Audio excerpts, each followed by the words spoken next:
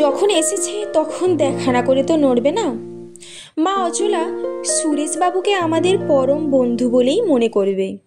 যা তোমার জানবার প্রয়োজন এর কাছে জেনে নাও, আমি এলাম বলিয়া তিনি নিচে নামিয়া গেলেন। তখন মুহূর্তকালের জন্য চোখাচোখি করিয়া উভয়েই মাথা হেঁট করিল। সুরেশ কিছুক্ষণ চুপ করিয়া থাকিয়া ধীরে ধীরে কহিল, আমরা উভয়ে আশৈশব বন্ধু, কিন্তু তার ব্যবহারে আপনাদের কাছে আমার লজ্জায় মাথা হেঁট হয়ে গেছে।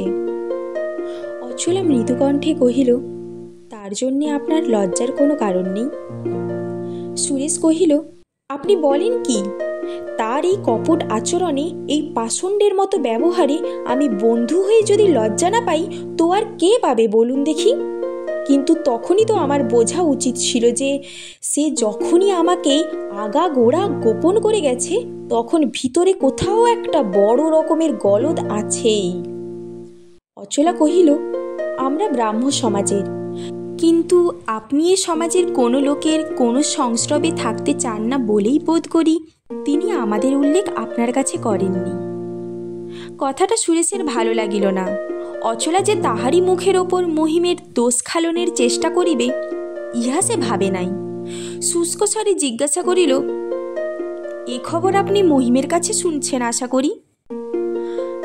অচলা মাথা নাড়িয়া কহিল, হ্যাঁ, তিনি একদিন বলেছিলেন। সুরেশ বলিল, আমার দোষের কথা সে বলতে ভোলেনি দেখছি। অচলা ম্লানভাবে একটুখানি হাসিয়া কহিল, এ আর দোষের কথা কি? সকল মানুষের প্রবৃত্তি একরকমের নয়।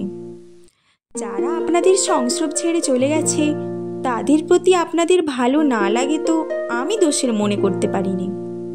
এই উত্তরটা যদিও সুরেশের মনের মতো এবং আর কোথাও শুনিলে হয়তো সে লাফাইয়া উঠিত, কিন্তু এই সংযতবাদিনী তরুণী ব্রাহ্ম মহিলার মুখ হইতে ব্রাহ্ম সমাজের প্রতি তাহার একান্ত বিতৃষ্ণার কথা শুনিয়া আজ তাহার বিন্দুমাত্র আনন্দদয় হইল না।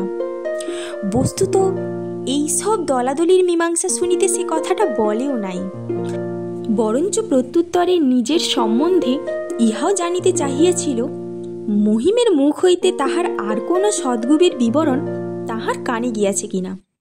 অচলা বোধ করে এই প্রচ্ছন্ন অভিলাষ অনুমান করিতে পারিল না, তাই প্রশ্নটার সোজা জবাব দিয়াই চুপ করিয়া রহিল।